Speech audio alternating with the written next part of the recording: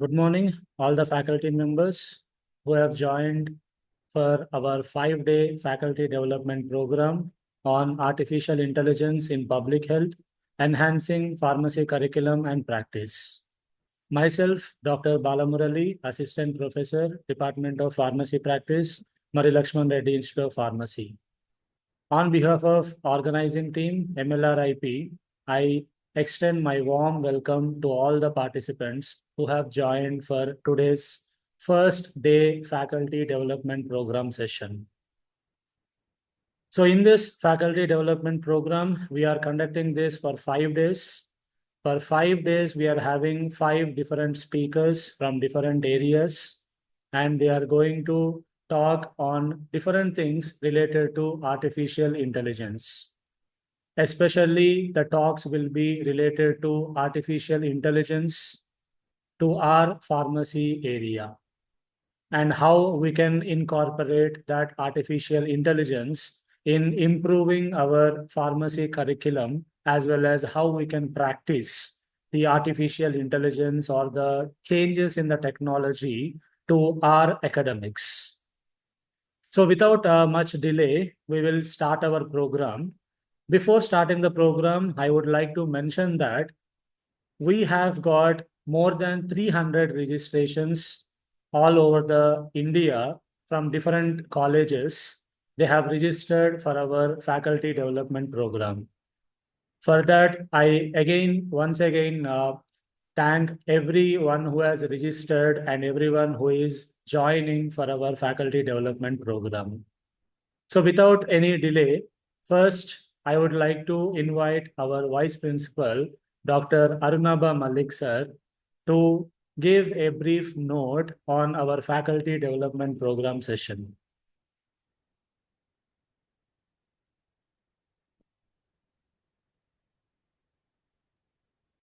Regarding our institute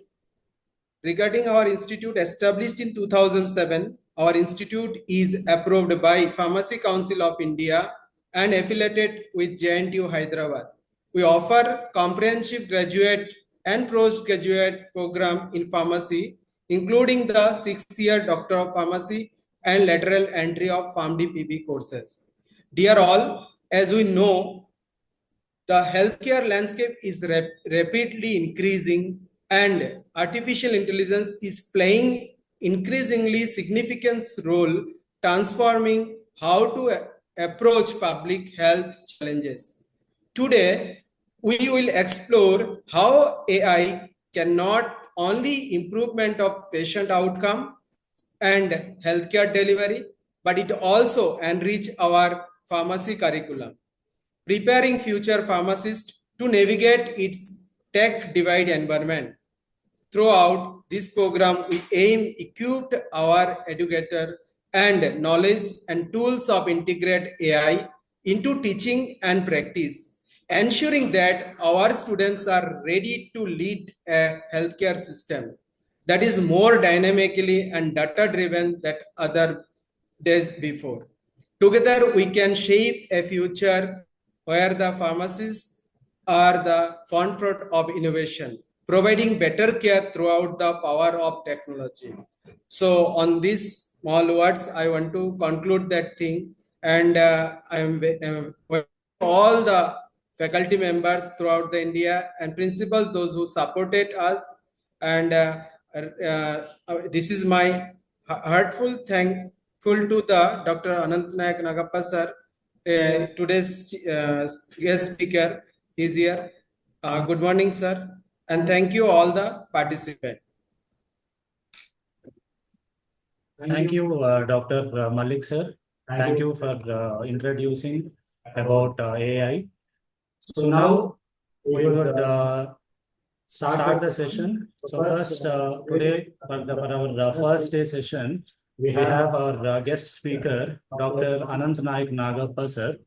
Now I would like to welcome Dr. Mrs. Samyukta ma'am to give introduction about our first day guest speaker.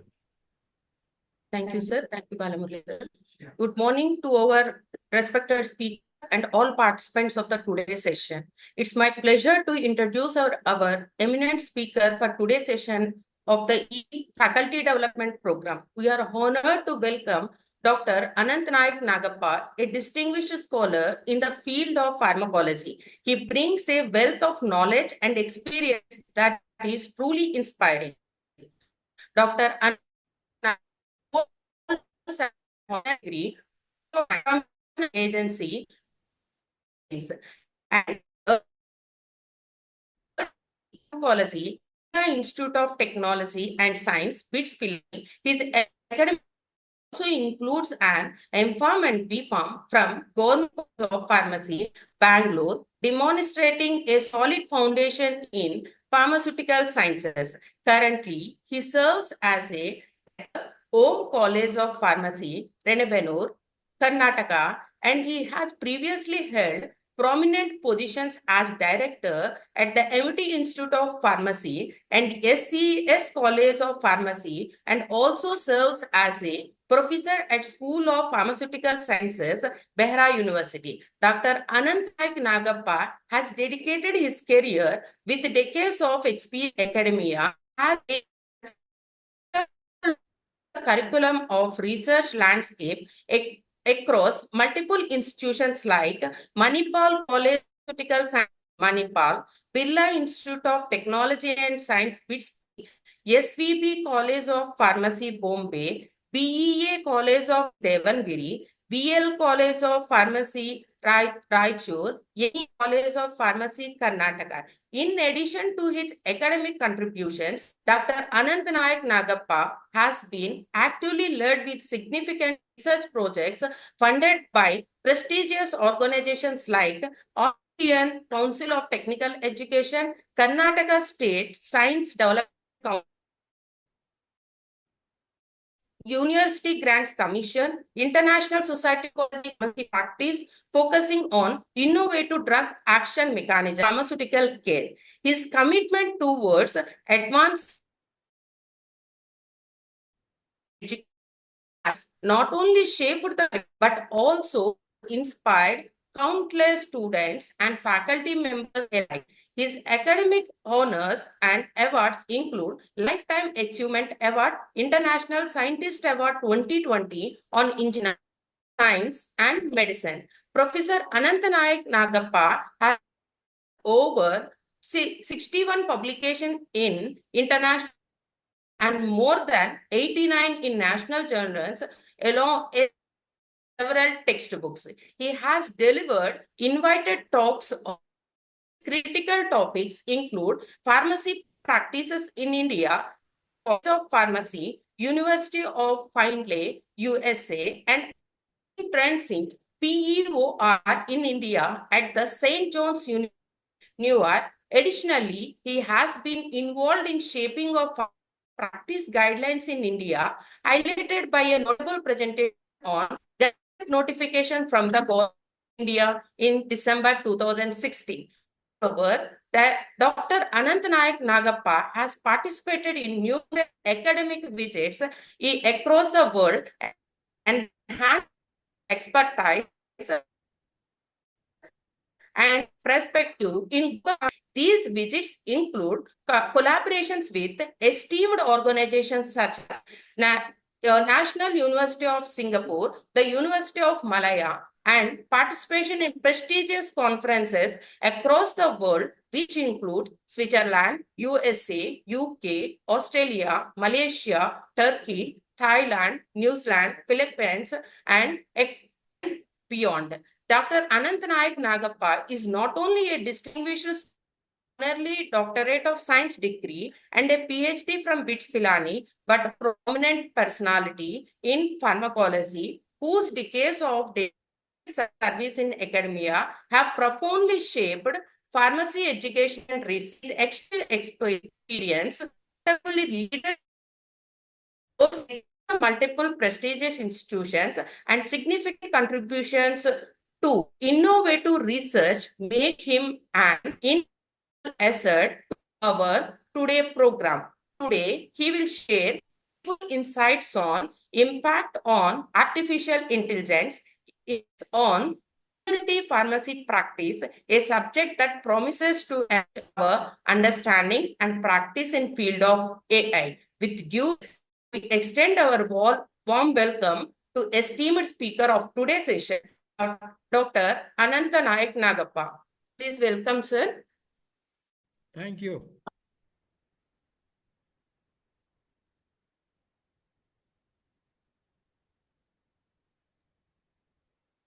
Shall I begin?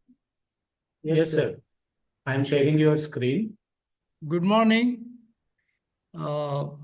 everyone. Now, the era of artificial intelligence changing not only pharmacy, every aspect of our thing. It is like making the things very different, very fast, and saver in all the fields. So more accurate. So the idea is what is it and how it is changing our behavior. So what it does, it collects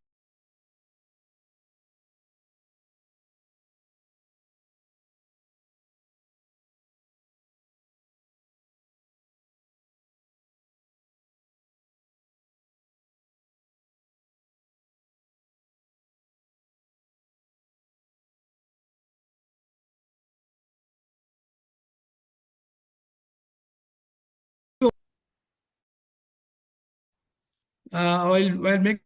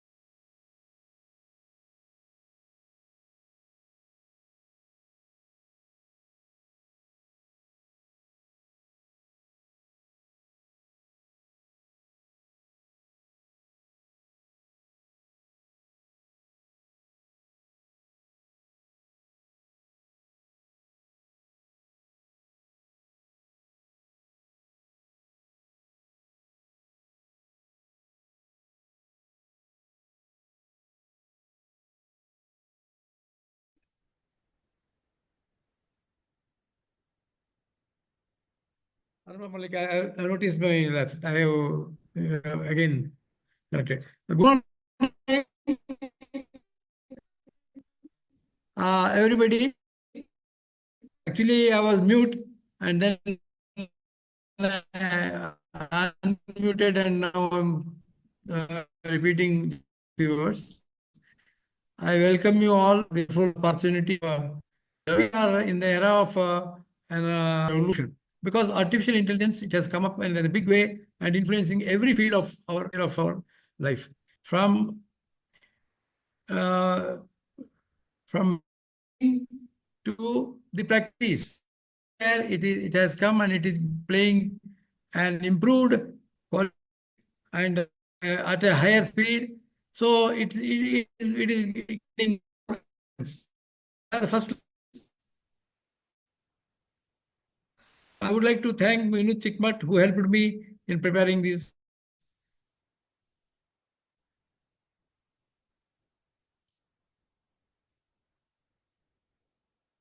I'm happy that also is there in this meeting. Uh, thank you, Mahadev. But you're welcome. so, can you please change the slide? Definitions are there. Following that, before we enter into the serious discussion and all these things, let me review the key terms which we are connected with presentation. Community is a group of people living in the same place, having a particular characteristic in common. For example, it may be your society, it may be your town, it may be your society. So where individual of is very well known to each other. Now coming to the very this thing definition of pharmacy, a branch of the health sciences dealing with manufacture, dispensing, and proper utilization of the drugs. Please understand the proper utilization of the drugs is very important as the dispensing and manufacture. The practice is the use of one's knowledge in particular profession. The practice of medicine is the exercise of one's knowledge for recognition and treatment of disease. The practice of pharmacy, in the recognition for treatment of a disease. Coming to the next.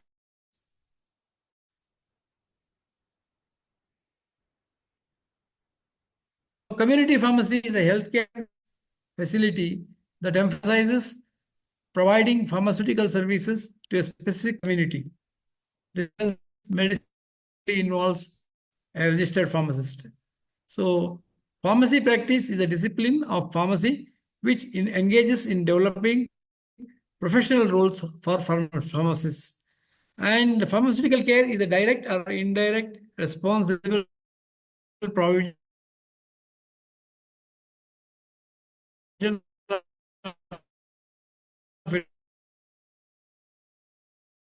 drug therapy for the purpose of see it is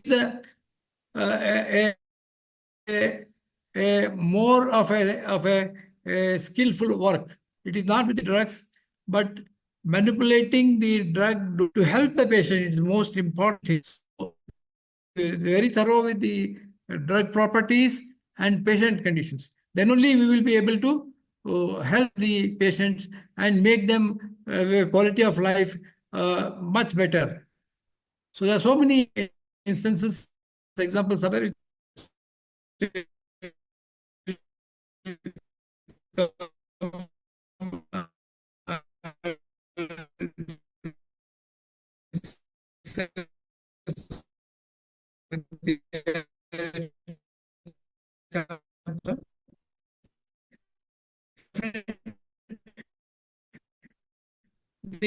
the pharma is providing pharmaceutical. See, that role is not dispensable. You can't take away the pharmacist and make the people healthy and rational use of medicines and make the people safe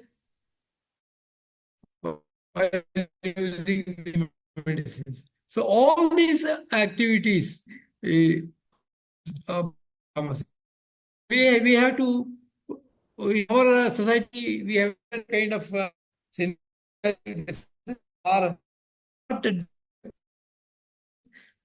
we are engaged in the manufacture, maybe getting an award internationally, you are the world pharmacy, but and also dispensing carelessly.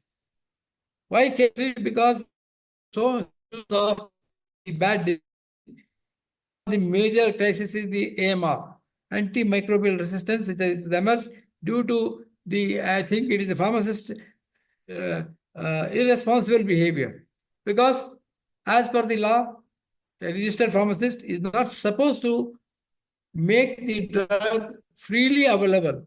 Especially the prescription only medicines, he should not allow to go in and the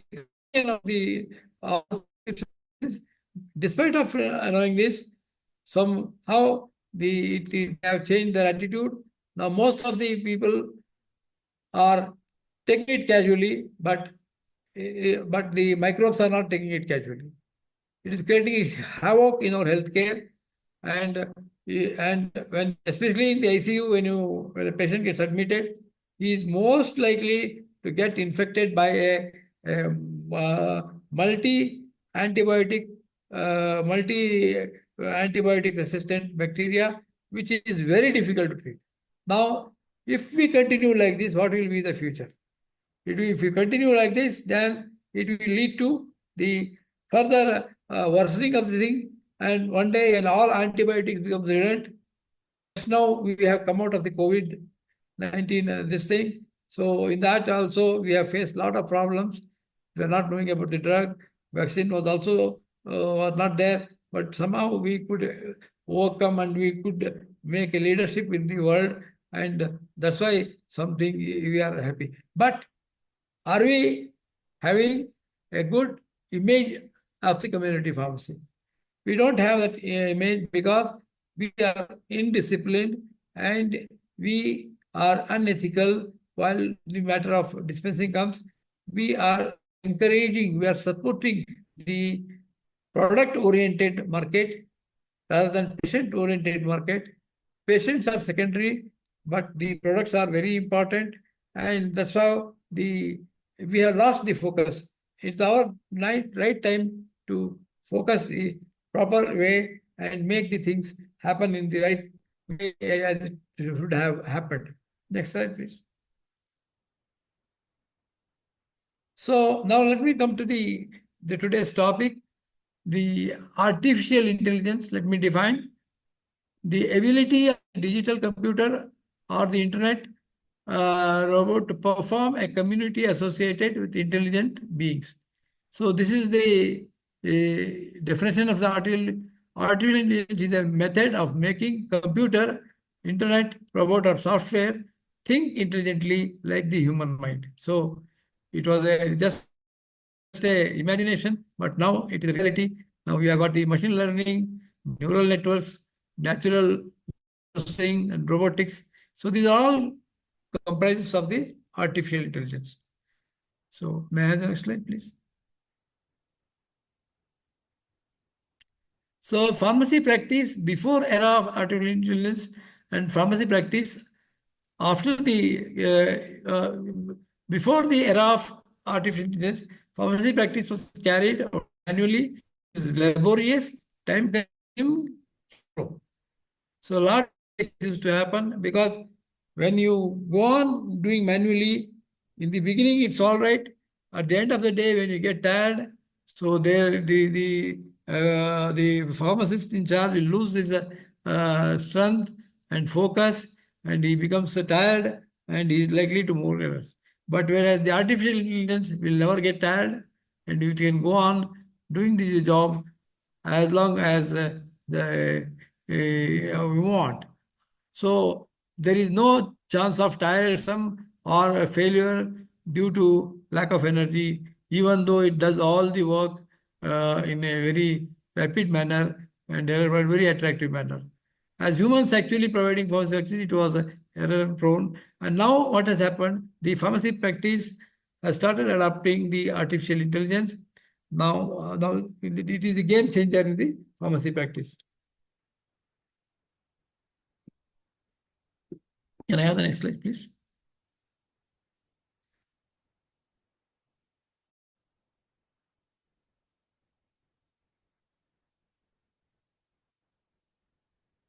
So advantages of artificial intelligence. First is the error reduction. Humans are prone for error, whereas the error is not possible because it works on a system. Difficult exploration. So we can explore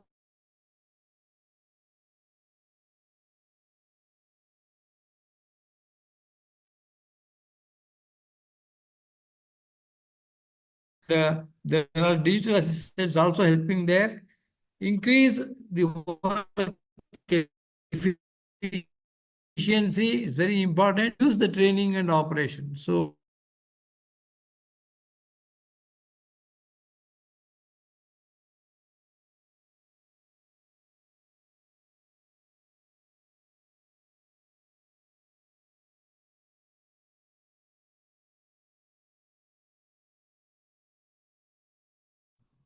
even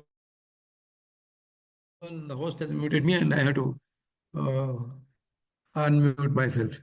So the pharmacy practice in the area of AI uses internet and computer technology, hence it is fast and having less errors. If the human beings are doing, they are tired quickly, and then they are slow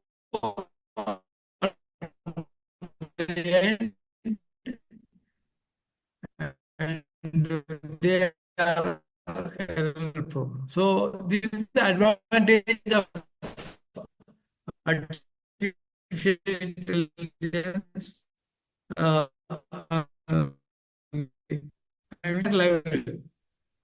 Means the now please change slide.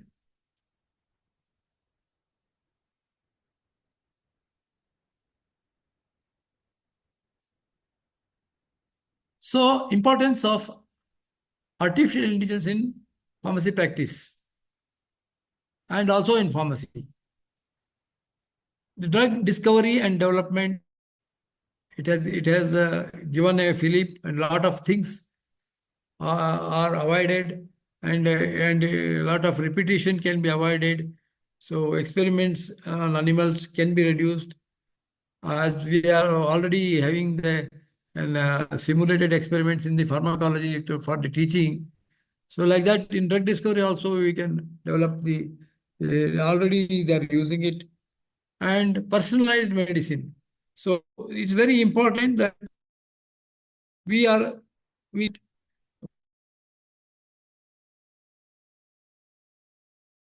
the metformin will work similarly for all the patients in the world. It is not so, because we are genetically different. We have come to the notice of the scientists, and that's why they have come out with an idea of personalized medicine. They want to find out the whether a person uh, DNA makeup will have a difference on the metabolism or the effectiveness of the drug. So that's why every person has to be treated in a proper manner, and for that we have to do some testing, and the testing will tell whether this drug is useful or not in that person. Then only we have to go for it. Otherwise, it is like throwing a stone at the mango plant, expecting the mango fruit to come down. So if you know the exact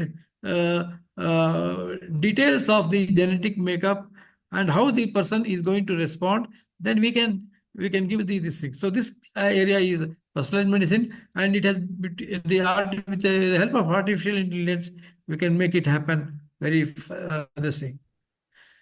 Medication adherence.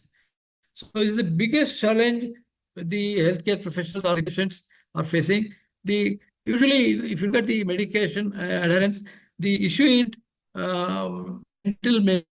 So patient cooperating therapy because disease is bothering him. As he goes on, the getting treatment, he gets better, and when he gets better, or in the middle, the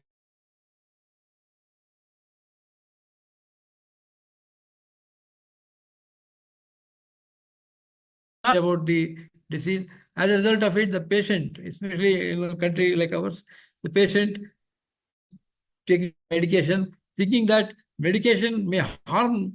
Now, instead, it was initially, doctor has mentioned or 4 months, 6 months. Why should I take this? So you must understand this is a harm because some so the drug developed has been put into the design that has made, and that product we use in a manner. We don't know, and we don't explain the end consumer how the non-adherence is going to help harm his health and also harm the society. I mean, suppose a person is suffering from a bacterial infection, especially tuberculosis is a classical example. Tuberculosis, what happens? The current therapy is for 6 months. First 2 months there will be 4 drugs, and another 4 months by 2 drugs. So when the patients are using drugs, a lot of morbidity, suffering. So he will be very much happy to use the drugs. As he goes on improving, in the meantime, in the middle of the treatment, is that why should I take these drugs? It is causing more side effects. So I will stop. So without consulting the doctors, without consulting the pharmacist, he will stop on his own. But the problem is the bacteria, the bacillus bacteria, still present in his body.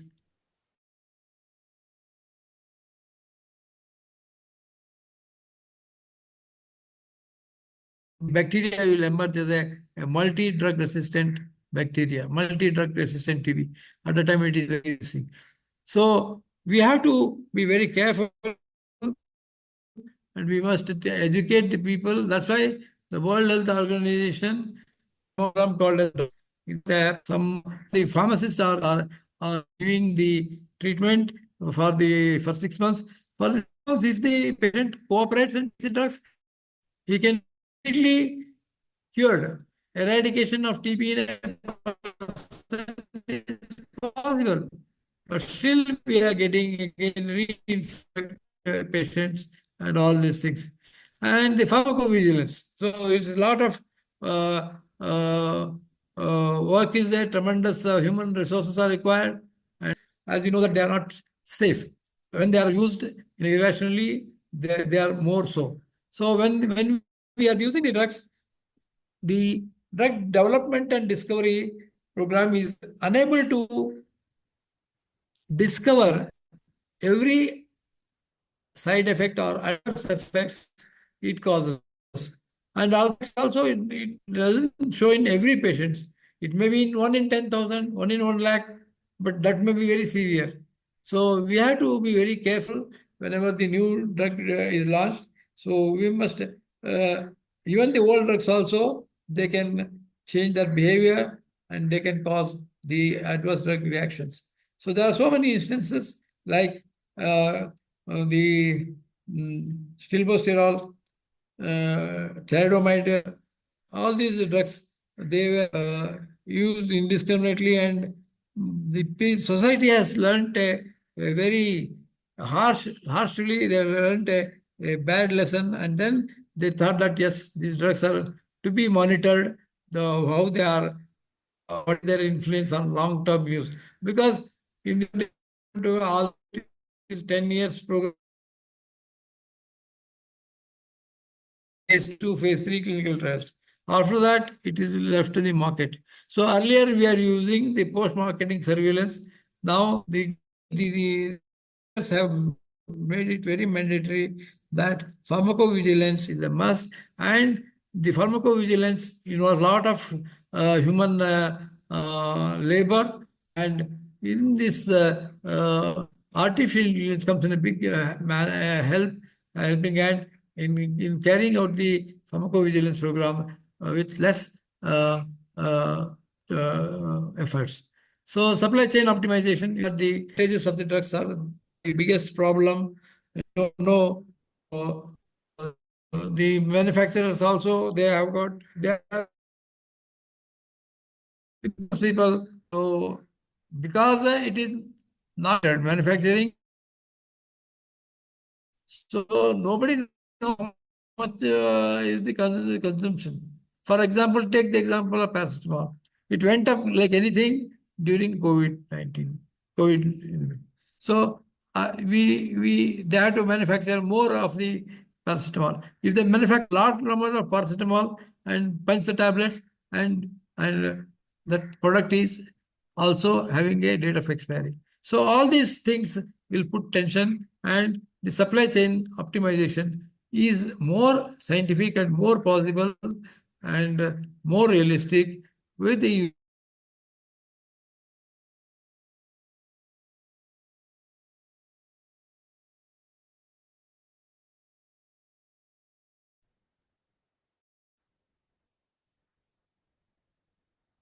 change the slide.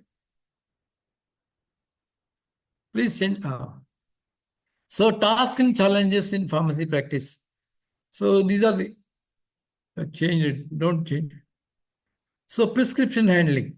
So we know the prescription handling when the patient comes with the or his attender come to the this thing, there are already we have you have established how to handle the prescription, and then let the checking the appropriateness of medicines prescribed. This is also very important.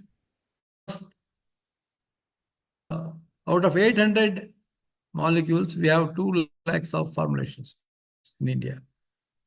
Actually, 800 molecules are there, and we have made 2 lakhs of formulations. So, checking and also matching the disease with the medicine is also very important. Whether it is a bacterial infection or viral infection. So, we have to check because it is the domain of pharmacy practice. We cannot give antibiotics for in a viral infection. This we know very well. But again, by mistake, if we don't check, the patient will end up in taking antibiotic. So using antibiotic or misusing antibiotics, I told you what are the consequences. So he's not going to have any, he's not having any viral infection because antibiotic which has entered into the his body will pass through urine or feces and make the bacteria to learn about that antibiotic and develop resistance. So not only antibiotics, in all medicines, appropriateness of the use, we must check it. It is the responsibility of the pharmacy practice. Drug interactions. So polypharmacy is a very common phenomena because the patients are suffering from a variety of diseases, especially during pregnancy or during a post-surgery or any other elderly persons. So polypharmacy, you find a lot of drugs are there. So in that case, we have to check and we have to tell and we have to optimize the less drug interaction and more benefit for the patient. So for this thing, this is the challenge which is done manually. In earlier times, it was less number of drugs and less number of problems. We used to do it manually. It become impossible to check drug interaction manually and give the services. So artificial intelligence comes in a big way. Drug food interactions and also the food is also when you take the drug and food, then there can be an interaction. We have to understand that. We have to advise the patients when to take the drug along with the food or on empty stomach. All these things are the challenges in pharmacy practice. Handling the adverse reaction and also the patient counseling. So all these things are the thing. Can I have the next slide, please?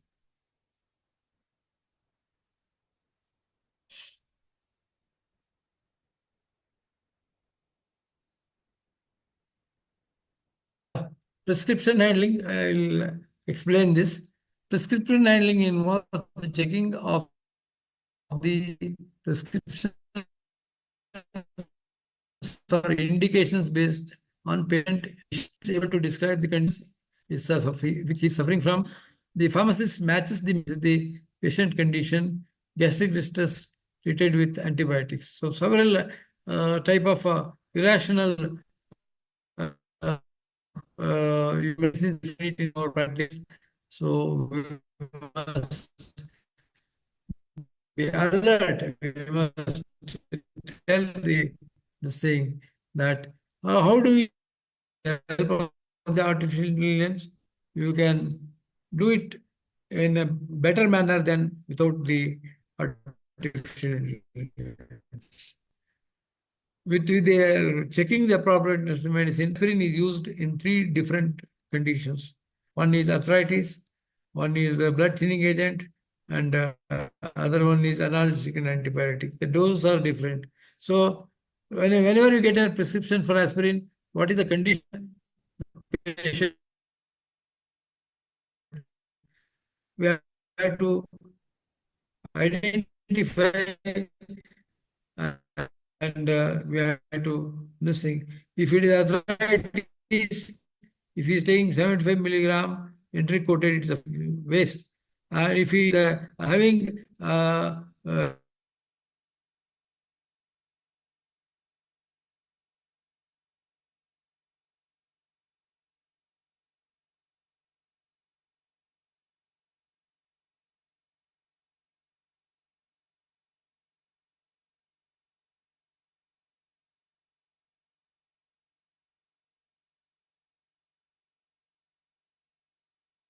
is also very important when the patients are coming for a aspirin, whether it's for headache case come for you, or the cardiac conditions he's been prescribed, or he is in arthritis patients. Accordingly, we have to identify, and in this identification, artificial intelligence is going to help and resolve that issue in a better, efficient manner. To do it manually. Next slide, please.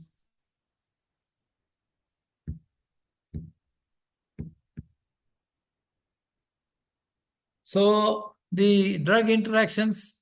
So we all the warfarin is and azole, antifungal miss both are given. It's going to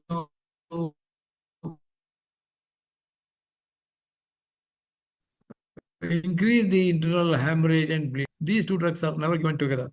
And then the can absorption antibiotic ciprofloxacin and change toxic levels of antibiotics if he's taking daily patient culprit drug and prescribing it. So handling an adverse drug event. So you are having 5 drugs for the patient. Now we have to identify which drug is causing the adverse drug. So providing a medical care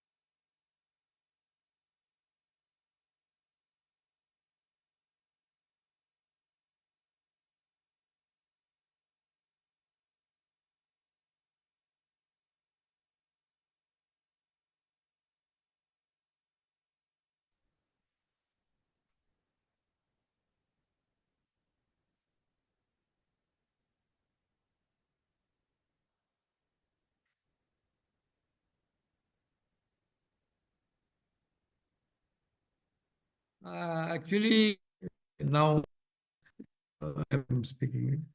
Okay.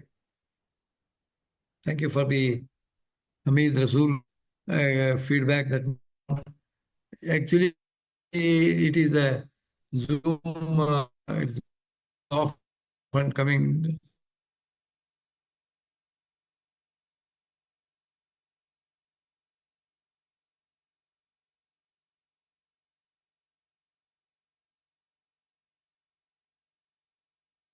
Two things. Sympathy is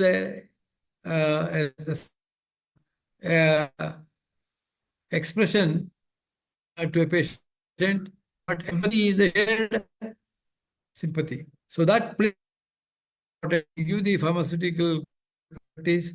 So that is going to make this thing.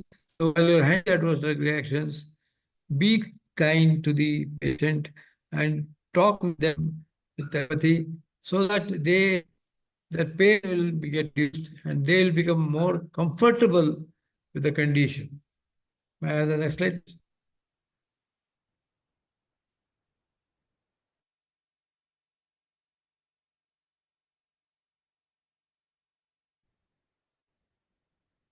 So patient counseling, again, here also there is an important aspect. Identify the patients because many people have got a lot of unscientific beliefs about the drug, disease, and all of this thing. So it's very important and challenging that to update the patient knowledge about the disease he's suffering from and drugs they are using is all very important because if they don't have that, they are likely to do a mistake which will harm the patient health. So identify the deficiency. It's usually the patients, we can't consider every patient is having equal listening. Even the food intake the nutrition, undernutrition, overnutrition, activities they do, physical activity, exercise, and some negative habits like smoking, all things are to be identified and are to be the part of the patient counseling. Please incorporate it in all change, because the way in which you do it will be very sophisticated with artificial intelligence than the manual work. Yes.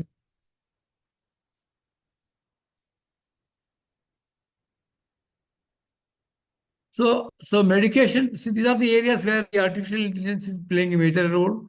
Medication management, for example, the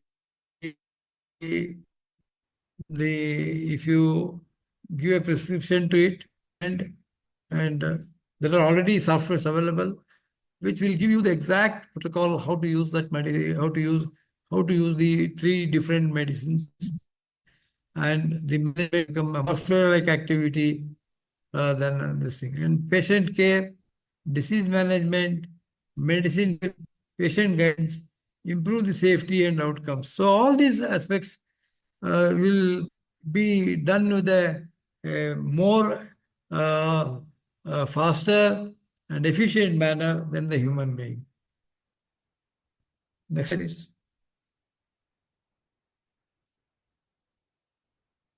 So I will go explaining each point which I mentioned in the previous slide. So management, the artificial intelligence can help pharmacists to select the medications, predict the drug interactions, and verify the prescriptions. Artificial intelligence can also help the pharmacist to manage long-term conditions like diabetes and heart problems by tracking the medical records. So this is a very, very important thing. Manually, one cannot do it, because if the patient load is more, then you can't do it. But artificial intelligence will help the pharmacist to find out the proper medication and to the patient care. Artificial intelligence can also help the patients understand how to get cost-effective treatment and how to reduce the cost on the medicines. So, because it can suggest the is available, and the price may come from 90% to 20%. If because the knowledge is the are key to the smart living. So this knowledge is all can be obtained with the help of the artificial intelligence at the tip of the command. So this can help the pharmacist to reduce the cost of the treatment. And disease management, artificial intelligence can analyze the patient's and medical records, and also to recommend the most effective treatment options. So it is only a suggestion that it is going to do it. It's not going to administer anything. So when your attention is drawn to the get sensitized,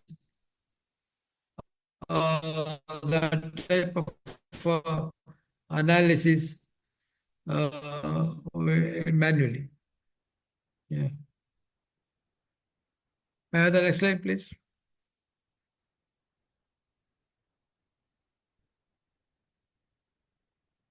Please change the slide.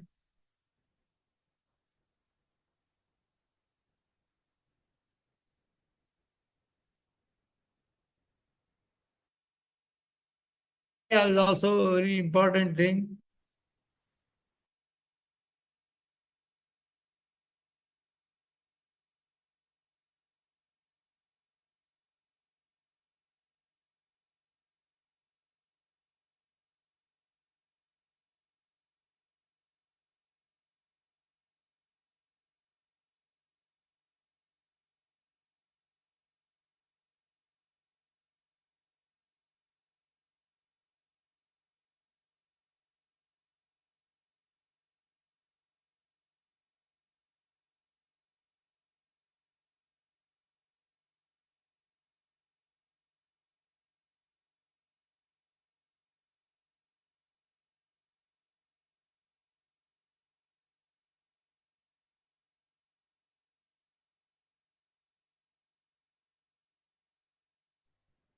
Previous slide, please.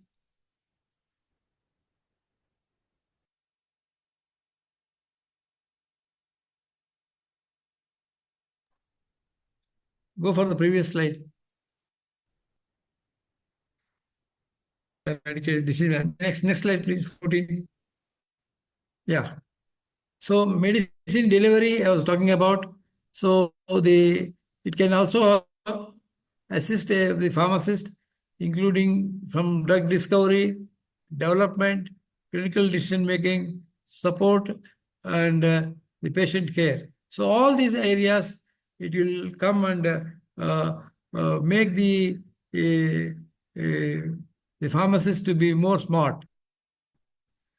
Would be significantly reduce the inefficiency in the healthcare, improve the patient flow and experience, and enhance the caregiver's experience and patient safety through the care pathways. So artificial intelligence provides opportunities to identify the health risks of patients and thus influence the patient safety outcomes.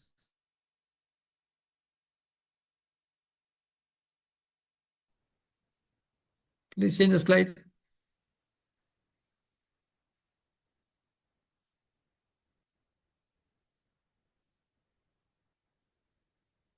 Yeah, these are the artificial intelligence softwares. Wiz.ai. It aims to improve the healthcare delivery with intelligent software that can reduce the treatment time and improve the access to care. Learning to improve the medical imaging efficiency and patient experience. IBM Watson, this AI assist decision assist and genomic sequencing technology to help identify the cancer mutations. Bina.ai limit on the smartphones, tablets, devices into health and wellness monitoring tools. Next. Skin Vision, a regulated medical device that combines AI with the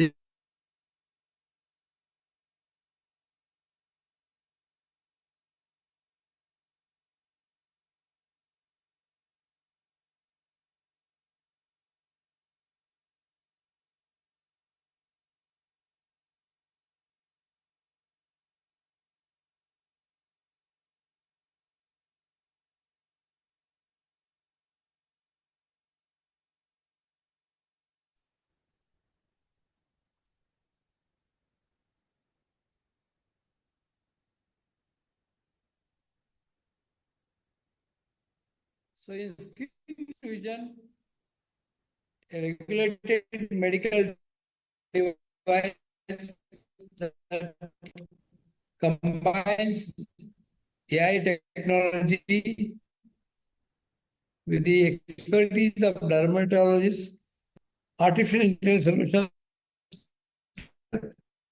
physicians diagnose patients more quickly and to the quality of care. Atrius Incorporated uses AI to detect cardiovascular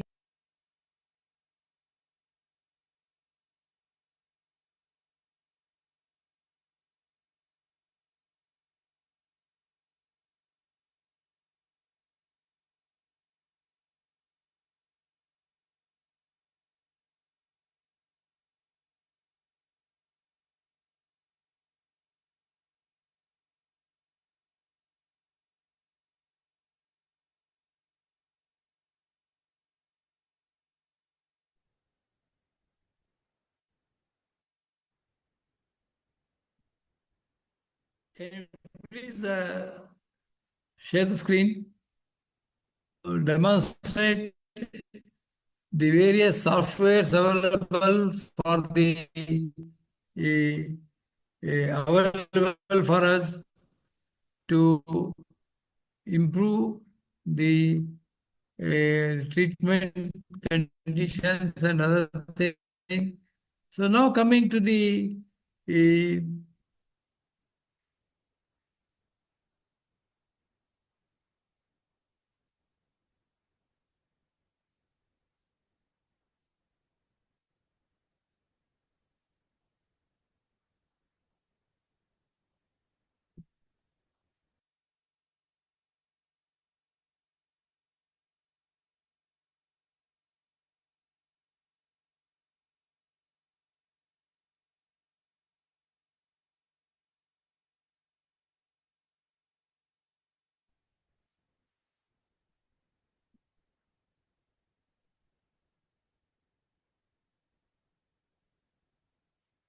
Please get a circular issue for reform.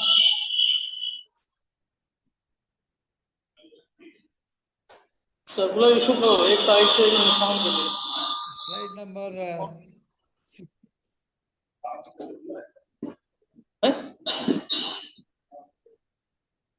That's it.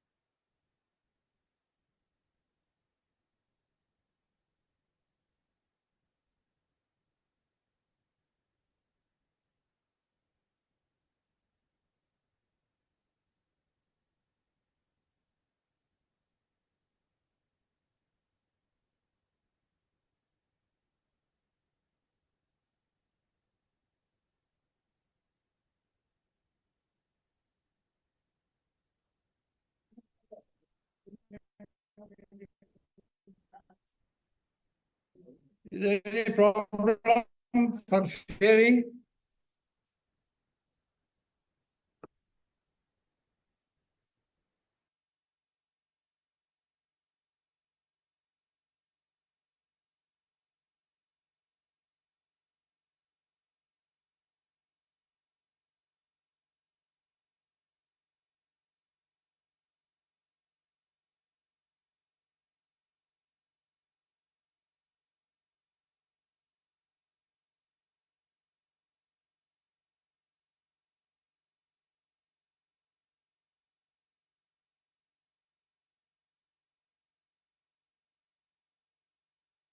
Anantha, you are on mute.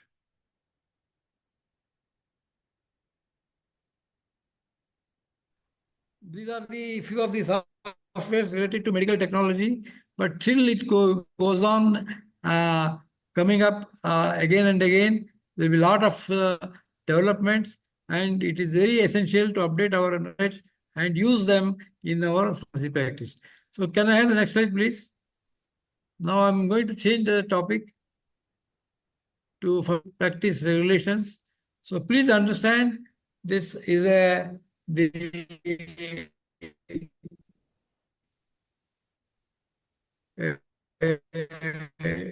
this has come in our country, and it is a part of our Pharmacy Act.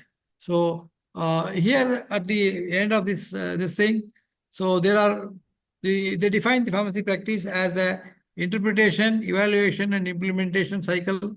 So interpretation is interact with the patient, and AI can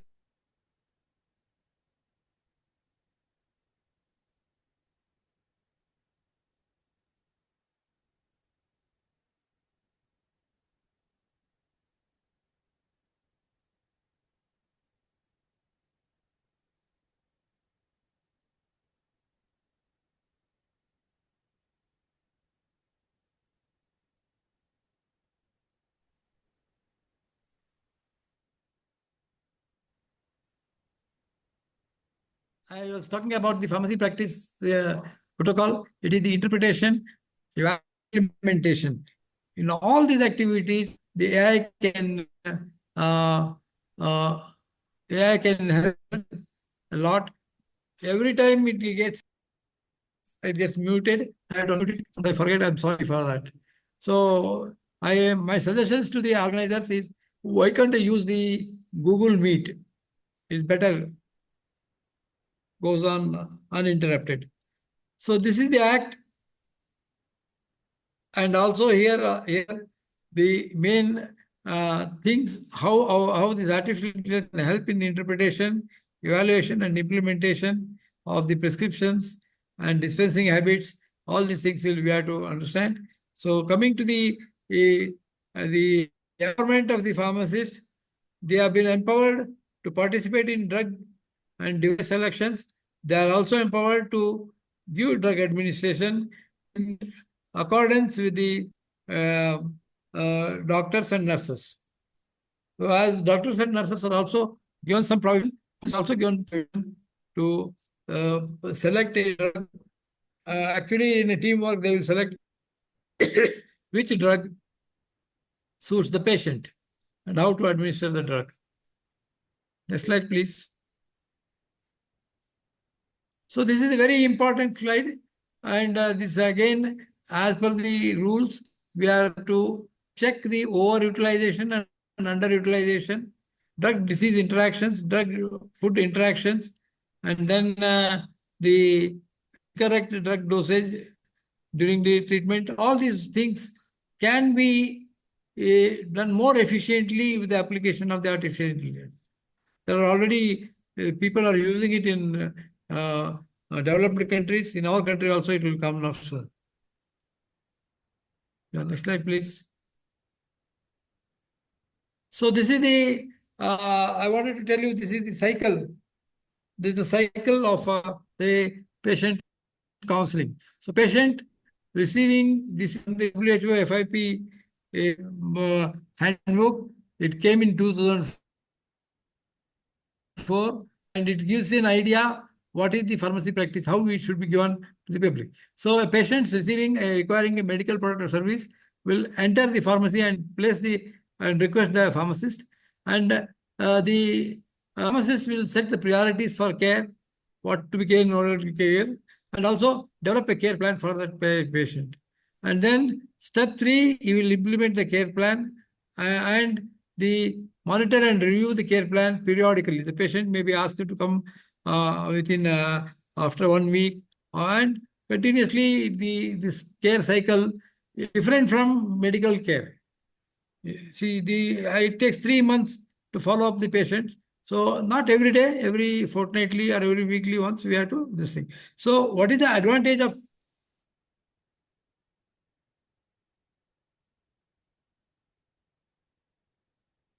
and we can also convince him that how to improve the health. There's one illustrative case study is there which I'm going to discuss now. Next slide. So can anybody among the audiences or organizers read this case?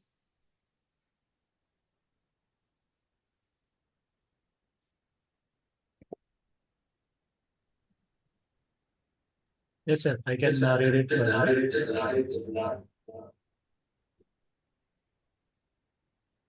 Yes, dear participants, this is a small case study. So the patient, a 50-year-old woman, had gastrointestinal acid-related disorders, which was diagnosed by endoscopy. And the patient has a history of asthma, hypertension, and duodenal ulcer. Her current drug therapy includes amlodipine, 10 milligrams in the morning, salbutamol inhaler, 2 puffs as required, beclomethasone inhaler, 200 milligrams twice daily, and theophylline, 300 milligrams twice daily. The patient has recently undergone successful H. pylori eradication therapy, which has been confirmed by carbon urea breath test. The patient smokes 10 cigarettes a day, has a body mass index of 35, and does not drink alcohol. Okay, thank you very much. And then next slide, please. So now here we have a case where the patient is having very peculiar. These kind of patients are visible in our community. Plenty of them are there. So whenever you get a patient for your pharmacy, what you should do is you should classify this data into three aspects: lifestyle factors, drug factors, and disease factors. So the lifestyle factors, she is having more weight, and and she should lose weight because she is having a lot of risk for cancer and obesity related conditions. Now she is a smoker. Nicotine can cause the reflex by reducing the lower esophagus sphincter tone. So whenever suppose now you have got an advantage, you can advise the patients. See, you are smoking 10 cigarettes.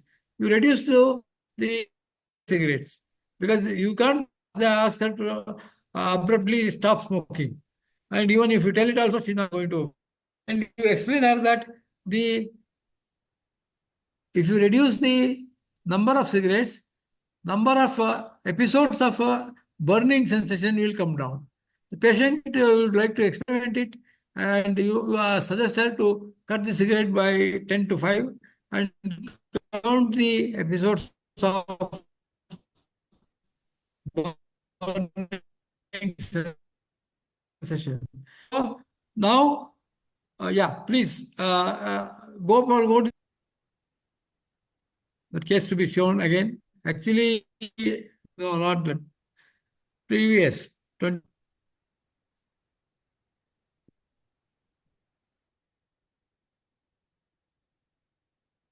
So actually, I usually make some male and female voice. Now a female can read this case aloud.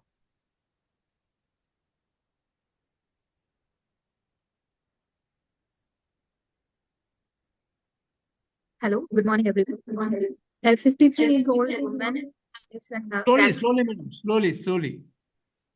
Echoing is that's why. 53-year-old woman has had gastrointestinal acid-related disorders diagnosed by endoscopy, and she has a history of asthma, hypertension, and duodenal ulcer. Her current drug therapy includes amlodipine 10 mg in the morning, salbutamol inhaler 2 puffs, beclomethasone inhaler 200 mcg twice daily, and theophylline 300 mg twice daily. And she has recently undergone successful H. pylori eradication therapy, which has been confirmed by carbonuria breath test. She smokes 10 cigarettes a day, has a body mass index of 35, and does not drink alcohol. Thank you. Let me analyze the case. It's already analyzed, just I want to explain this. Please go to 22, slide number 22. So this is we have to categorize this data available into three factors: lifestyle factors, drug factors, and disease factors. So in the lifestyle factors, we know that she is obese. Obesity is risk for so many things. So counseling has to be done, and also appropriate treatment should be given for the obesity also. So instead of it, we will start with the counseling and we will suggest the doctor to do the treatment aspect of it.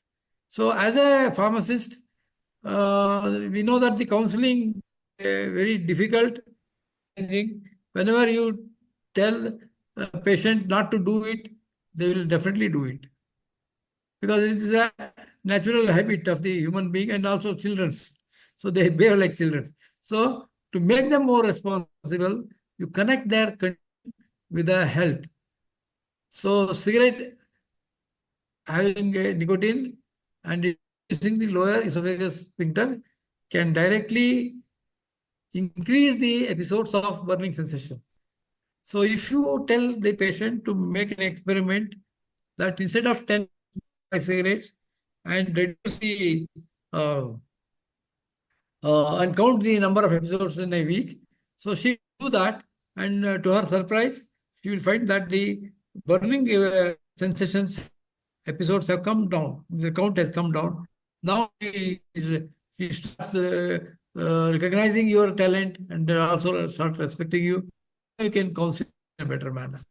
Other factors exist not apparent from this case history.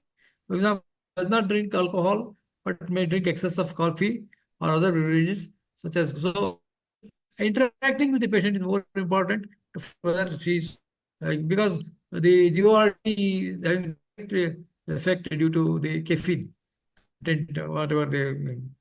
So now drug factors is a very important thing. As a pharmacist, you have been trained with medicinal and you know a lot of chemistry which doctors or nurses are not aware of. Now you have to play a responsible role because of your training and know that the calcium they are the amlodipine is a calcium channel blocker, which also lower this esophageal sphincter tone, which can lead to the acid reflux again. So the calcium channel blocker, amlodipine, is used for what? Can anybody answer me? Amlodipine is given for what to this patient? In the management of hypertension, isn't it? So now what we should do is, so the management of hypertension, we have got other treatments also, which can manage the antihypertensive situation, like the bendoflumethiazide or bendofluazide. So which is not having any effect on the sphincter tone. So we can suggest the doctor, sir, amlodipine you have given, the patient is having a lot of suffering. So how can we change it to this thing? That way we can help the patient and the doctor will be happy to change it. Now coming to the theophylline. Theophylline is having a close chemical resemblance to what? To caffeine, isn't it? Theophylline used for asthma, isn't it? So it is a stimulant. Yeah, very good. It is a so theophylline is in the management of asthma, isn't it? So at that time we can change the theophylline with some other drugs, isn't it? So there are many other bronchodilators are there. So in this case, the pharmacist should be intelligent to suggest the doctor, instead of theophylline, you can give some other drug. Coming to the last factor, disease factors, the diagnosis of GORD may have been masked by long-term treatment of duodenal ulcer, which has recently been healed by H. pylori eradication. So as long as H. pylori is there, the acid used to, corpus acid secretion is there. Once the treatment of eradication therapy with the 3 triple drug, bismuth and 2 antibiotics, it would have gone. But whether to confirm whether this is gone or not, then what should be done? They have got a test called as carbon urea breath test. In that, they will give the radio labeled urea. This radio labeled urea is broken down into carbon dioxide and uh, and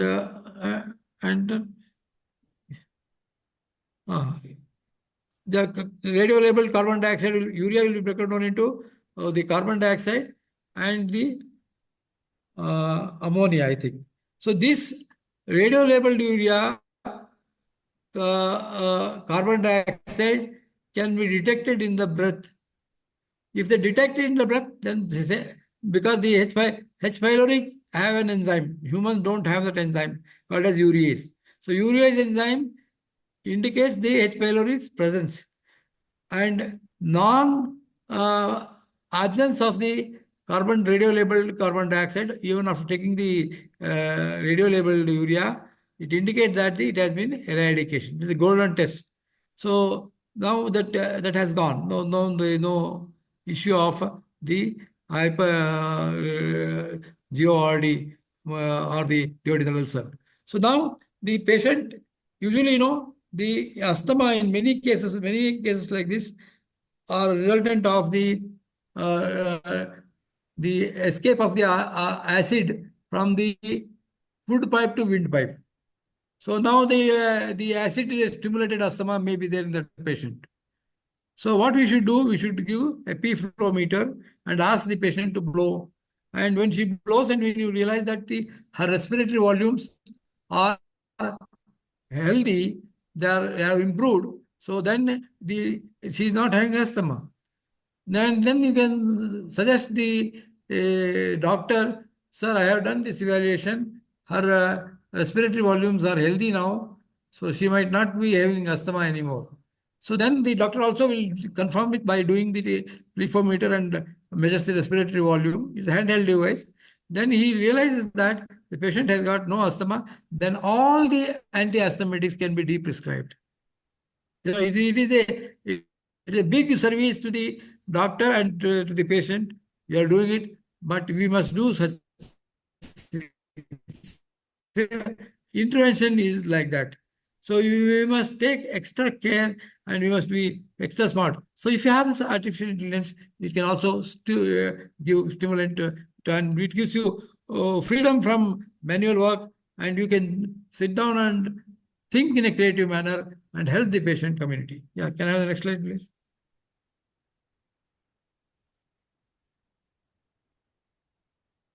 So home medication review, we have done some experiments. You know, unless the patients they have problems, but they have hesitation to talk about their problems, and they will not open up in the pharmacy. All these things are there. So in that we have done some experiments, some initiatives in Manipal. Home medication review. We used to go to the patient's home and find out the what is their condition, and all some pictures are there to share. Can I have the next slide, please? So the actually it's a teamwork, nurses, physicians, and pharmacists, and other healthcare, all of us have to work in a team to improve the quality of life of the patient. It's not that only doctor will write and I will only dispense and nurses will only treat. Not like that. We are not complementary to each other. We are not competing with each other. For all the aim of all these four professions is to develop a positive health for the patient. Okay, next slide, please. So these are some things where we went to the patient's home and doing these things in this thing. So pharmacy students, they also learn a lot when they go into the community and interact with the patients. They look at their this thing, interest, their collecting the data. Everything is happening, and then we had a very good experience, and people started recognizing the role of pharmacist. People started help the pharmacist visit was a very good thing for them. So all these things we got it because we shed our inhibitions. We went to the patient's home, and we I'm also a teacher, so I can get time only on Sunday morning. Sunday morning for 4 or 5 years. Every 4 or 5 years we used to go there and to the patients. The team of 4 or 5 students and myself used to visit and find out any people, knock the door and find out any patients is having any prescription medicines, and then condition is there. Then we used to discuss with them, and we used to visit 3 months periodically in the pharmaceutical care model, and we used to see that the patient is becomes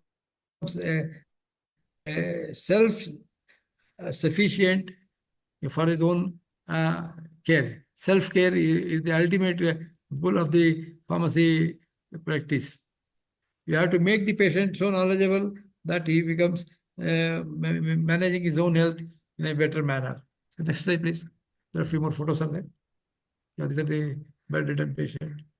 So benefits of HMR: expand professional service, new image of pharmacy service, better intervention, because you go to the home and patients are very happy and they welcome you, and improve the knowledge, because we are dealing a single patient at a time, a team. So we all learn and we all improve, we all help. So reduce unscheduled appointment and decrease hospital stay, because home medication review will make a patient more healthy for a long period, because what is going on, monitoring is very important, either in blood pressure or blood sugar. If the monitoring is done properly, they will not uh, get into a very bad shape due to diabetes or hypertension. So they will be maintained, so that there will be less uh, uh, emergency situations for the patient. Increase the patient improvement in managing their disease and home, and improve the quality of life. It's also very important. Take care of that. So next slide, please. So this will implications of pharmacy practice. So pharmacists will be necessary in leading innovation on how AI models, technologies developed, validated, and activated to enact the change.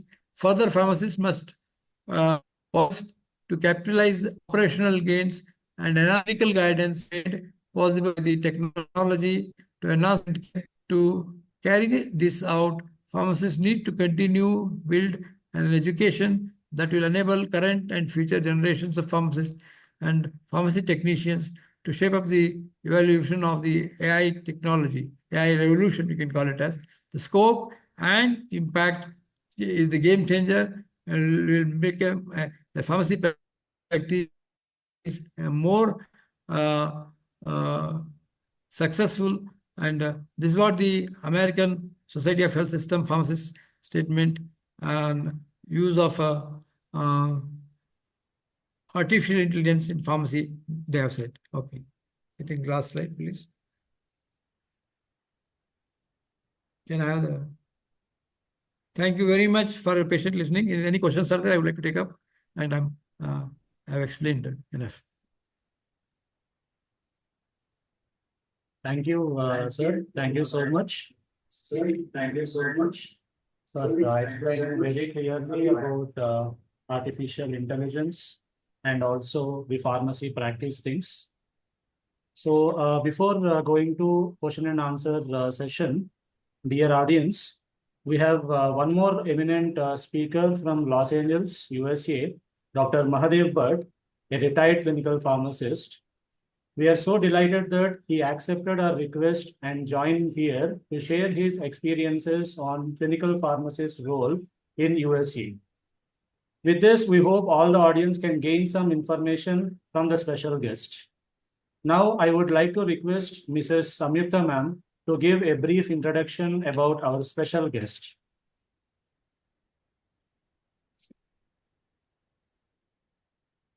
Thank you, sir. Good morning to our respected speaker, Dr. Mahadev Bhatt. It's my pleasure to introduce our eminent speaker of today's session of e-Faculty Development Program. We honor to welcome Dr. Mahadev Bhatt. Dr. Mahadev Bhatt, a retired clinical pharmacist, Los Angeles, USA, passed from 1972 after his pharmacy graduation from LMCP. Dr. Mahadev Bhatt done all part of pharmacy over last 50 years in USA. He is having 18 years of vast experience in industry related to drugs, cosmetics, and nutraceuticals with various positions such as R&D, director, plant manager, operation manager, and also possesses 12 years of experience as director. For over 8 years, Dr. Mahadev Bhatt owned 4 community pharmacies with a home health care, injectable preparations, diabetic care, asthma care, osteoporosis center, breast counseling, geriatric pharmacy care, and hospital care. We extend a warm welcome to esteemed speaker of today's session, Dr. Mahadev Bhatt. Welcome, sir. Okay, thank you so much. Can you all hear me? Can you hear me? Yes, sir, able. Okay. Yes, sir. I'm Yes, sir. okay. I'm going to take only 5 minutes. Okay. It's around 11:40 in the night in Los Angeles. Anantha was talking about artificial intelligence. So that's the reason I joined this class. We are doing a lot of things in artificial intelligence. And some of the examples I can give you is into the pharmacovigilance. The pharmacovigilance doesn't only happen with the patient, it happens with the pharmacy staff too. Okay? Because we have a monitoring system here in each pharmacy that generally on an 8 hours day work, we give break to them every 2 hours. If they come at 8 o'clock, at 10 o'clock, they can have a 20 minutes break, rather 15 minutes break to go and drink coffee or things like that. After 2 hours, they can have a lunch. After 2 hours, they can have a tree break, and then they can go. So we have been advised by the State Board of Pharmacy that we should keep an eye on people because there were a lot of reporting that the pharmacy staff is doing a lot of drug abuse. So what happens that if anybody takes a break in between, and if it happens 3 times in a day, the cameras are set up and we will do the drug state for them. I just have to push a button on my computer and the people from the laboratory will come and they will perform the drug test. The drug tests are also performed if somebody is late in 3 days in a row, We also make a phone call to the patients. And these are automated phone calls. Like suppose somebody is a 35-year-old person or a 25-year-old and he has started on a blood pressure therapy. We would like to know how is he doing. So after 3 days, we will give him a call and we will ask him that how are you feeling? Are you getting adjusted to your medication or not? Now, this is done in a way that we send a text message. And in text message, there are 4 different things to identify the person. We put his date of birth, and we put what area he lives in, and what is his favorite person in the house. Okay. And then we ask him to select it. So we try to identify the person. And then the next question would be that we just dispense you a lisinopril 5 milligram tablets you are taking once a day. And are you coughing? Are you having any discomfort? And they want to answer 1, 2, or 3. So what happens is that the patient who is taking the blood pressure medication, they will feel comfortable that somebody is caring for us. Now, what we are trying to find out is what are the side effects of lisinopril. Now, if the tablet is 5 milligram, that's fine. But if the doctor goes and prescribes 40 milligram, the patient is going to have a dry hacking cough.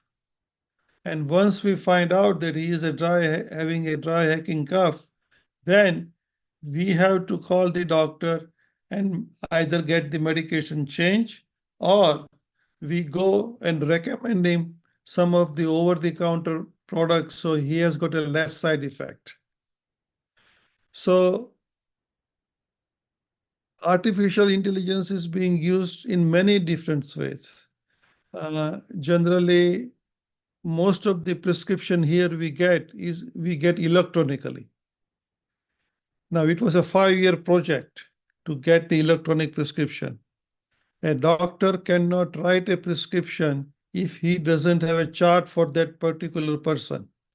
A medication chart means that they should know where the person is living, what is the person's phone number, what disease they have got, and how often he has visited the doctor. Then only the computer will allow him to transmit the prescription to the pharmacy.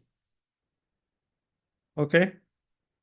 And that's the way we can stop the abuse, because there are a lot of staff in the doctor's office. They might just want to prescribe on their own, without doctor knowing that. So that's kind of a security measure. Now, here we do not dispense anything without prescription. So what happens that the prescriptions comes in the pharmacy, it goes through the scanner, okay? And then the technician will type up the label. But the same pharmacy is not going to verify that label. If I'm in Los Angeles, that prescription will be rerouted to San Francisco, because there is a guy in San Francisco who has got some time and I'm a little bit too busy here. So depending on the workflow in the pharmacy, that prescription print, the image will go to a different town, okay, where a pharmacist will examine. As soon as the pharmacist will examine, then they will return to this pharmacy. And as soon as it comes back to this pharmacy, there is an automated machine that where we have got around 200 products in there. And it will start spitting out the tablets. So the technician will go and pick up the tablet and they will do that. And then they will put them on the roller. So when the medication gets filled, it comes back to the pharmacy station to make sure that it is the same medication. Now, how do you verify if it is the same medication? I think you all should know what is a barcode, right? So every bottle has got a barcode. So when we write a prescription label, the prescription label will have the same barcode. So when you pick up the bottle and you scan the bottle and then you scan the label, then the machine will start counting. So this increases the speed. The whole idea of artificial intelligence was that we can fill more prescription per day with a less number of pharmacists. So it was kind of a money-oriented thing, and that became very successful. Yeah, there are some mistakes happen. It does happen that. Now, in India, when I left India in 1972, I can go to any pharmacy and I can buy a Cadbury chocolate. Well, in those days, Cadbury was not there. I think there was a Ralgone tablet, the Colgate toothpaste. And I can also buy antibiotics. I was in India 2 years back. I can still do the same thing. So artificial intelligence is only important if you have got the data. How can you put a data into the dispensing pharmacy? If you do not have a data, you cannot help the people, because how much a brain can remember. Today I was watching one video that few girls in Hyderabad, they were working in a pharmacy known as a Krishna pharmacy, and they were giving the medication. One lady came with a 4 medication, and if anybody is taking a 4 medication, that person is not going to come to the pharmacy. He must be sleeping at home. Okay, so their children might have come. You tell them you take 1 tablet twice a day, take other tablet 2 times a day, take other tablet 3 times a day. Nobody is going to remember that. To the average human being, Zithromax, amoxicillin, or a paracetamol, it doesn't mean a thing. They remember their product by the color. There is a round tablet, yellow tablet, green tablet. But if we do not give them in writing, how do you expect people to remember that? And there are pharmacists in India. I think the name of his pharmacy is Maddox Pharmacy in Hyderabad. And there's one Mr. Adhikari in Bombay. They write a prescription label in their own language. And you all will be very happy that Modi was here yesterday. and he announced that Google is going to open an artificial intelligence plant in India, and they are going to do the GPAT, in 100 Indian languages. So if you are writing in a WhatsApp message, you can convert that into any language you want. There is a guy in Gujarat, he might want to see the label in Gujarati, and the guy in Hyderabad would like to see the label in the Telugu. The guy in the Karnataka would like to see the label in local language. Everybody has not gone to the school. We are the special people in pharmacy who has gone to the school, so we should make things better so the people can take their medication nicely. I want to make one more comment on the clinical thing. Dr. Nagappa took a very good example, and I don't know how many of you picked it up on that. Remember that clinical study? The person was smoking and had asthma. Now just think about it. The person was taking calcium channel blocker. Is that a first line of medication, a drug of choice for the hypertension? When you really look at that thing, that guy got the GI problem because of that amlodipine. It was caused by the wrong prescription for the wrong reason. What happens when you take calcium channel blocker? There is a channel L and channel P, and there are 3 different channels.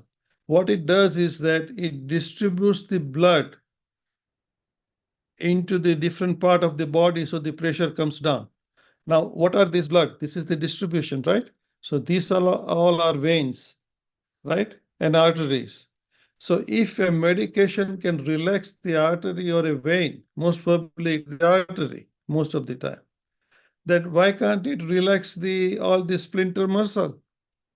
If the splinter muscles are relaxed, then the gastric acid is going to come out. So you have to relate it. It was a very intelligent case study. Yeah, person was a smoker, I understand. But somewhere, calcium channel blocker was not the choice of drug.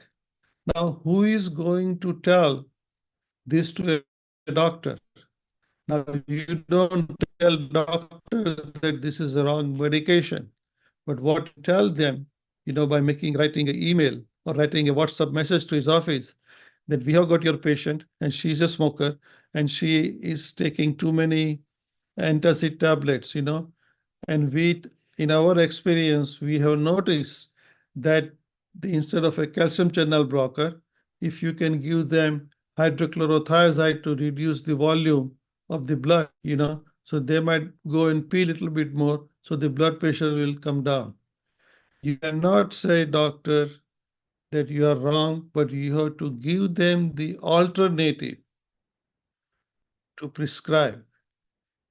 And lastly, if you are living in a water, right, you cannot make the crocodile the enemy.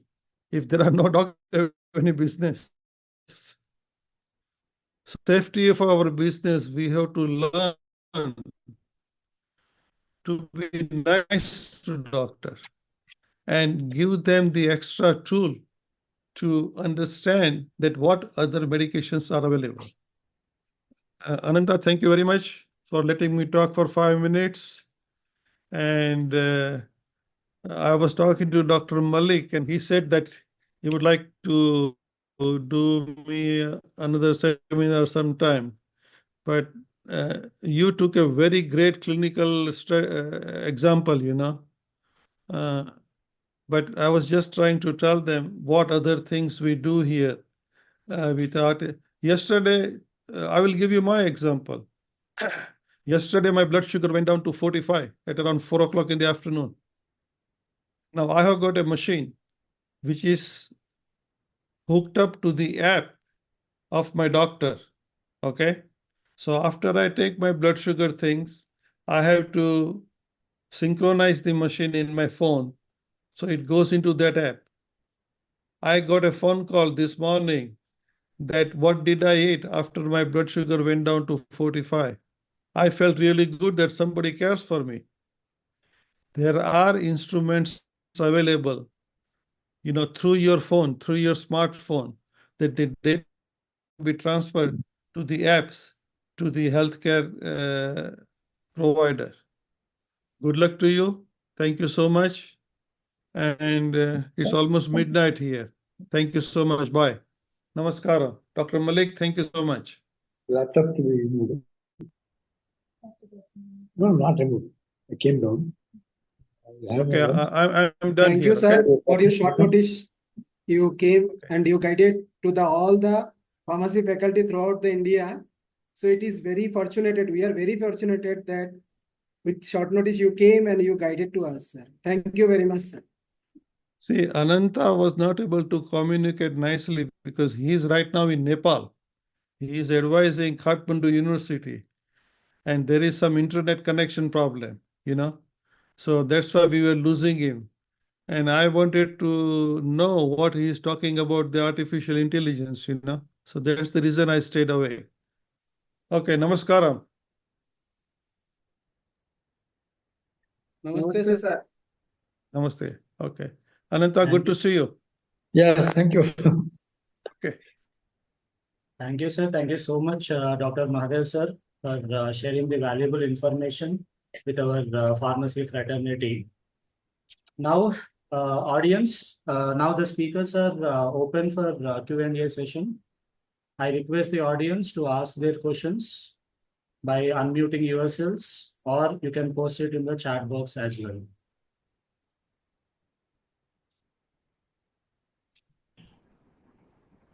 So, good morning, all. Good morning, sir.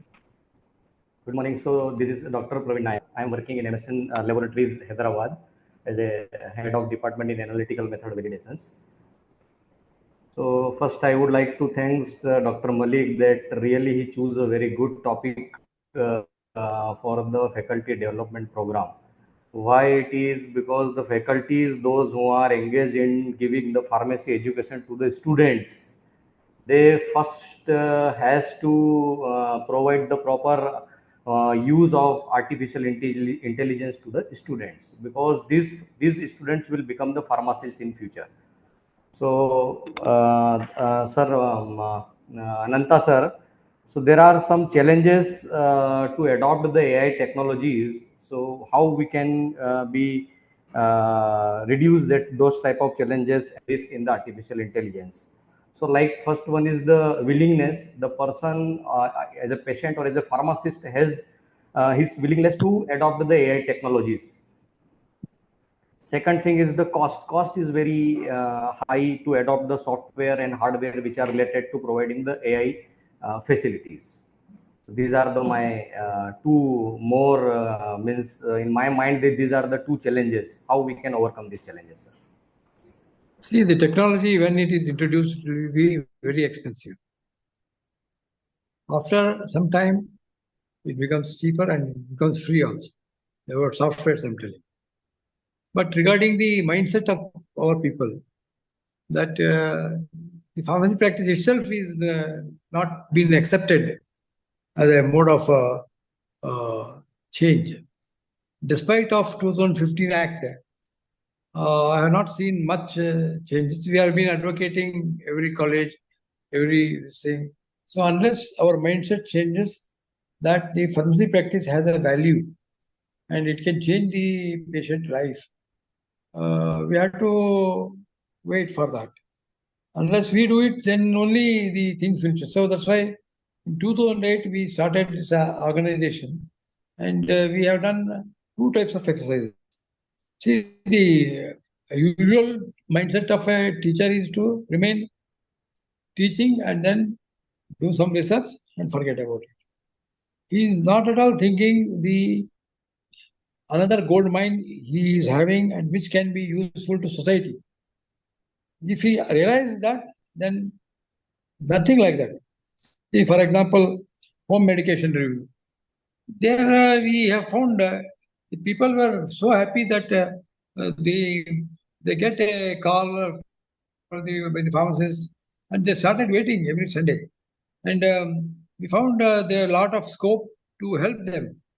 So unless we change ourselves, we give some time to the practice, it cannot be. The law also says that you cannot be a open medical shop, but as a registered pharmacist, you must give pharmacy practice.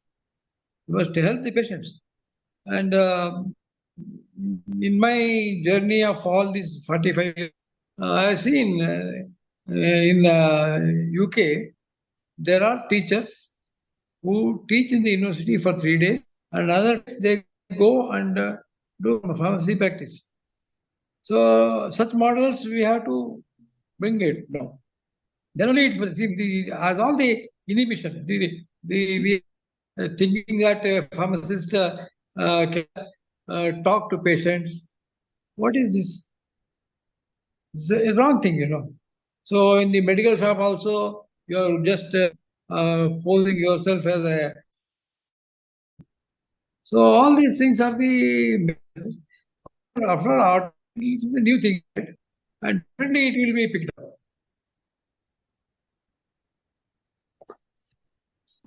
Thank you, sir. So I hope Dr. Mahadev still is our discussion.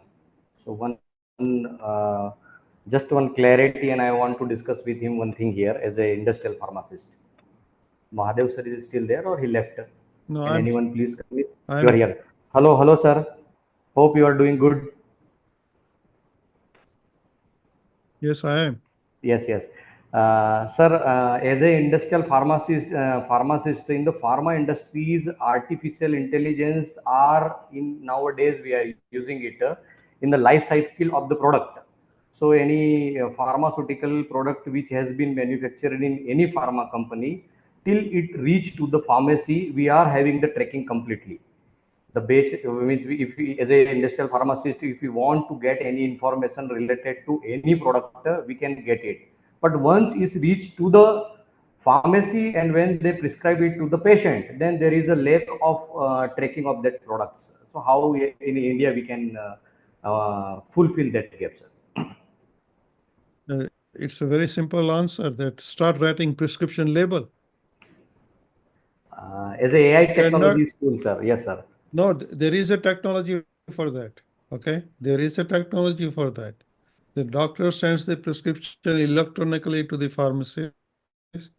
Pharmacy will write a label. And don't you think that it is the responsibility of the pharmacist when you are dispensing a drug? You should tell that guy what is the name of that drug and how does it look like?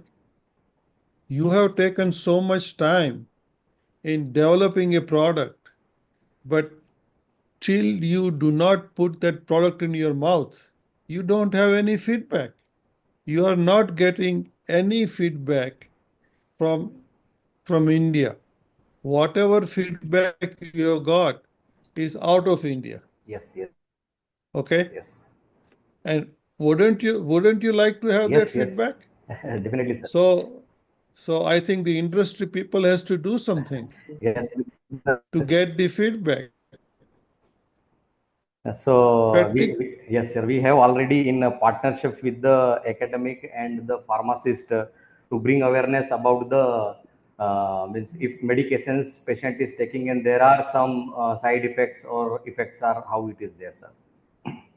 You will be surprised. There is one medication in India, diabetes medication, SGLT2. They are prescribing right and left. There are two companies in America. One is Kaiser Foundation, one is a Geisinger Foundation. They are on the dispensing side. They stop using that product. The reason for that is that it causes a yeast infection and it causes a vaginal hardness. Okay. Now, that product is useful for the people, those who has got a CHF. But just because somebody says it is good for CHF, it could be a marketing thing. But what about the ADR, which is happening? And this happens more to the woman than the man. Right now, I'm handling 6 cases in India. People went to hospital twice just because of this product. So industry needs a tremendous amount of feedback from India. Whatever feedback you have, that is from the world. Imagine how much your product will be better if you get a feedback from the different color skin, right? Definitely. Yes. Because here, when we are practicing medicine, we do carry is a black skin or a brown skin or a white skin or a yellowish skin, and the quantity of the dosages are different. Entirely. Alpha blockers are used more prominently into the Indian population. When the surgeon goes and does the surgery for the Indian population, the vein you are grafting a vein. So relapse of the blockages are happening more in the Indian community. Yes. So if the industry can help, and Maddox Pharmacy in Hyderabad, he gives label on every product he sell in a Telugu language. And eventually you will get the feedback and you will make a lot better product. You have done tremendous things and you have made all of us very proud. And Google is already going to translate in 100 Indian languages. Modi just said it yesterday. Yes, yes. The plant is coming up, so it's very easy. Thank you, But do Mahadev. you want to do it? Do you think Yes. do you want to do it? Then it will happen. It will happen. So willingness is very important here again, sir. That's right. It's midnight and I'm still talking to you, right? Yes. I'm 76-year-old. Good, sir. Thank you, Mahadev, sir. Okay. Thank you very much. Yeah, good to talk to you. Thank you. You will do good. You will do good. Yes. Okay. Thank you very much. Thank you, Dr. Malik.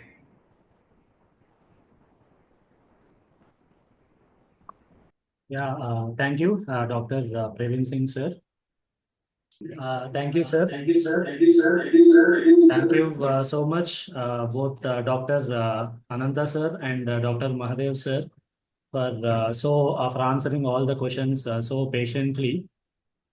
Now, I would like to request Mrs. Soumya, ma'am, Assistant Professor, to deliver vote of thanks.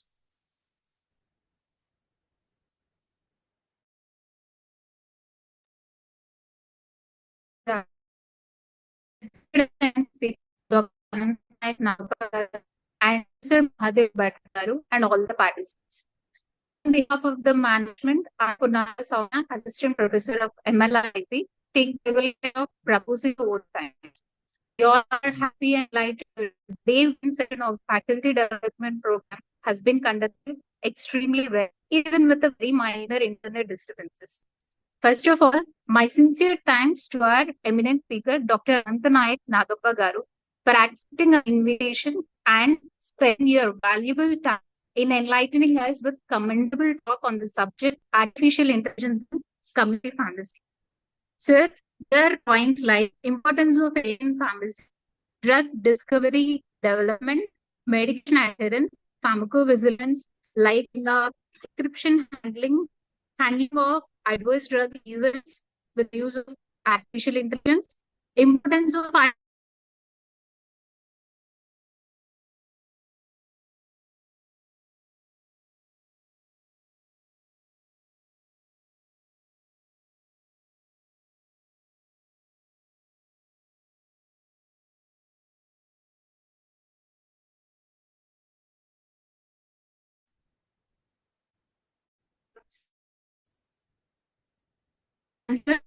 so interesting and really valuable informative session. Professor Mahan Padgaru, retired clinical pharmacist, Los Angeles, USA. Thank you so much, sir. Thank you for joining us in this session and for giving us a valuable information about artificial intelligence usage in discussion handling and discussing all the truths. My heartfelt thanks to all the participants for being part of this session. Next, my sincere thanks to our management, our beloved Chairman, Sir MARRI LAXMAN, Secretary, Ms.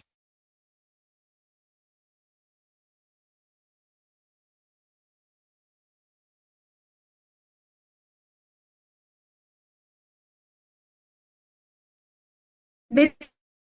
Shreya Garu, Dr. Jyoti, Vice Principal Sir Dr. Nagappa, for having come up with such a wonderful idea of setting up a faculty development program by our college and encouraging all of us to participate in this program.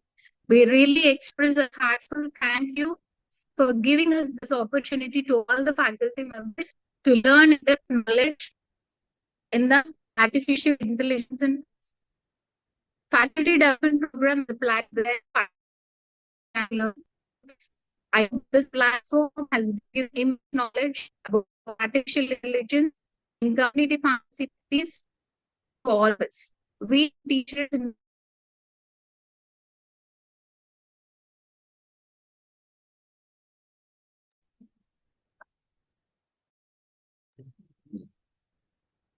Thank you so much, Soumya ma'am.